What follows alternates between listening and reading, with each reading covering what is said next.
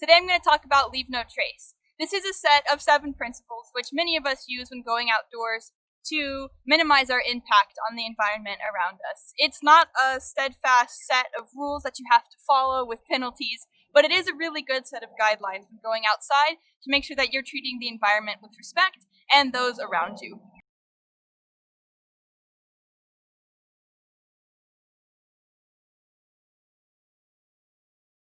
Now, the first of these set of principles is to simply plan ahead and prepare. One of the best ways you can minimize your impact is to know what kind of environment you're going into, who's going to be there, what's the wildlife like, what's the weather going to be like. These are all things that are going to allow you to enter that environment the most prepared and have the knowledge coming into it to where you're not having to scramble when you're out there to throw away things in the proper fashion or know what kind of wildlife you're protecting your food from. All of these things cumulatively add up to really help you get a better picture of where you're going and what you need to do before you get there.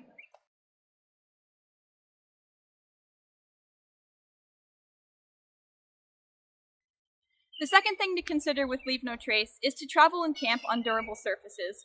Now, one person's impact over a pristine patch of grass or any gentle type of environment may not make that much of a difference. However, multiply that by 1,000, 2,000, even 10. These are things that can make a really big impact on the local plants and animals over time.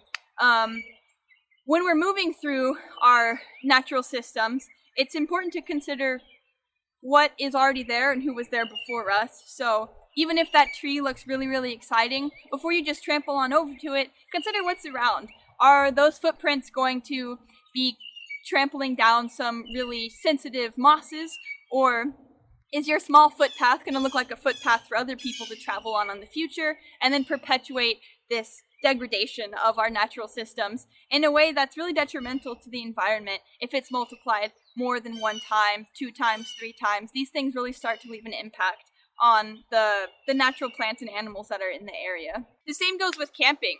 Most campsites have a capacity limit, and by no means is that to disencourage people to get outdoors, but instead it's the limit that the resource manager of that area has probably deemed comfortable to have repetitive use day after day. So whether you're hiking on trails or camping in a new environment, these are all things to consider.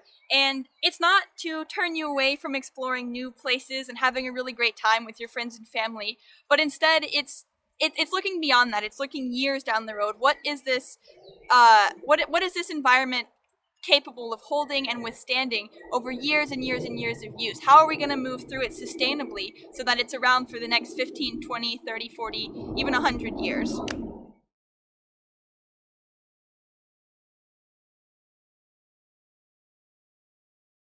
So the third component of Leave No Trace, I feel, is almost keystone to what it actually means to leave no trace.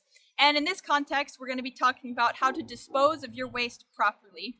I'm not going to get into the specific mandates that Leave No Trace actually states for each type of waste matter. However, it is important to think about what is waste. So in this context, the most obvious is probably trash, right? So wrappers, bags, your clothing, little things that fall out of your pack as you're hiking. These are all things that over time do lead up or build up in the environment, and a lot of them can be disposed of in a way that's most sustainable. So think about recycling, composting, or if trash is the option, that's the way to go. But do consider what's falling out around you or little things here and there that we want to make sure are getting to where they need to be at the end of the day. The second is food waste. So whether it's a scrap that you don't want, or like an apple core, right? Or some crumbs that you want to feed to that squirrel that looks super hungry. These are things that are generally not native to the environment, and so adding them there, whether you think it's it's degradable, an apple core will break down over time. These are things that, once again, if you multiply it times 5,000 apple cores, it's going to leave quite a difference in the environment. Additionally, if they're not native foods, the animals might actually end up suffering or get accustomed to it in ways that is really detrimental to their health and human safety in general. And the last, potentially my favorite, is how to dispose of your human waste. So this has to do with going number one, number two, how to take care of the toilet paper situation, and all things like that. So oftentimes in a lot of outdoor settings, there is going to be bathrooms, which are really great. But on the other contrary, there's going to be times where you have to go to the restroom outdoors. So this is considering what to do with your toilet paper once you're done. You can bury it super deep, like 6 to 8 inches, or you can pack it out with you. I'm sure we've all seen piles of toilet paper around, and aside from it being just absolutely gross and no one really wants to see that at all, there's better ways to do it. There's ways to do it that are sustainable, and Leave No Trace goes into a lot of these specifics on their website, and there's lots of resources online for what type of environments need what. However, there are things to consider. So a lot of human traffic over time can build up a lot of different waste in a lot of different capacities. So do consider as you're moving through what your waste is going to be looking like and what your plan is to address it.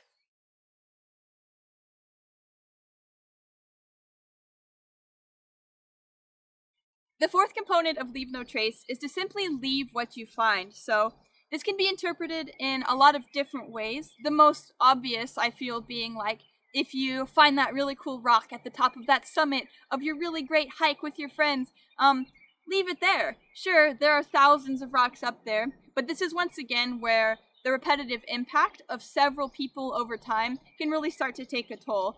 It's kind of like if everyone takes a rock off of the mountain, in 10 years, there's going to be quite substantially less rocks up there. And it may seem kind of silly, but the idea here is preservation, right? We want other folks to be able to enjoy the same things we are, so that their excitement is also able to be inspired and reinvigorated every time they go outside. Big old patches of wildflowers, gorgeous, right? We want to take them home to our moms, our significant others, anything along that line.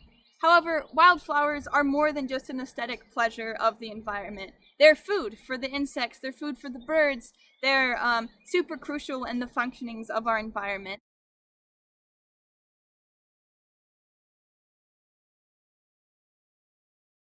The fifth component of Leave No Trace is to minimize campfire impacts. So there's a lot of ways that this can be interpreted. However, I'm going to leave it mostly at be considerate, right? Fires are, yes, a natural part of our environment and the cycles that our planet runs through. However, a bunch of human fires over time in areas that aren't ready for them can have lasting, devastating impacts. We've all seen how quickly wildfires can spread, and when they're unregulated can cause a lot of harm to humans and animals in the region. So always consider that backpacking stoves are an option for cooking. Fires for warmth don't all have to be bonfires, but they can instead be smaller, more manageable areas.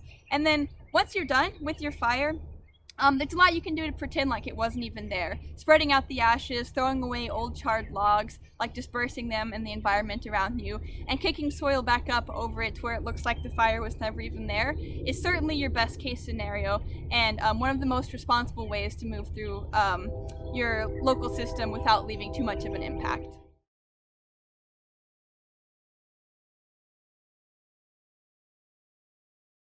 The sixth component of Leave No Trace is to simply respect the wildlife. This is one I could talk probably way too much about, but at the end of the day, we know what it is to be respected and how to give respect.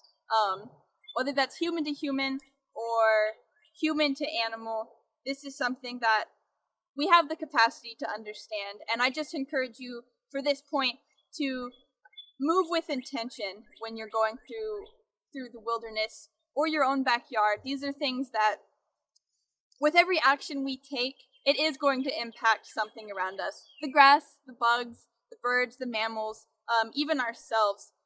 Having respect when we go outdoors is one of the best ways for us to have a platform for our decision making, and potentially one of the easiest ways to make sure we're minimizing our impact, so long as we have a sense of awareness as we're doing things.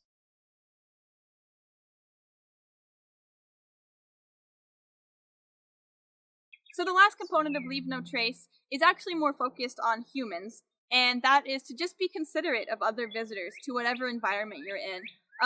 This can be parks, this can be national parks, this can be campsites, this can even be your own city. In general, right, being respectful to wildlife is just as akin to being respectful to one another. So we are all moving through shared environments, and we're all trying to probably get the same thing, the sort of relief and retreat away from our daily hectic lives and these environments. So just consider, as you're having a great time with your friends and you're hooping and hollering, that the folks next door might be trying to sleep or have some sort of refuge and retreat as they're going down on that hike or getting ready for bed in the evening. But yes, being considerate of others is super important and can also be a way to lead by example, to provide stewardship for our environment and encourage others to perhaps feel the same way. And if they see you following the rules, might be inspired to follow the rules themselves. And it's also a great way to start conversation about how to move through the environment and how to be respectful of yourself and other people's with your friends or with that rowdy bunch of kids that's just down the way. But everyone can be considerate, and this is a super important one, and will make everyone's experience overall better. All right, so those were the 7 principles of Leave No Trace, and before I head out today, I just want to conclude with saying one thing, and that's these are a set of principles, right? They're guidelines. By no means are you going to watch this and then go out and be 100% perfect on every principle. I'm not, even though it's something I'm super passionate about. However, it is to start a conversation, really to just move through your local areas with consideration and awareness as you're spending your time. So I hope you enjoyed it. I hope you have taken something away, and do know that there are tons more resources online that go into the specifics of each component and how to best follow them and what the different scenarios are for different environment types. But I've enjoyed talking with you today, and I hope you have taken something away. Thank you. Bye-bye.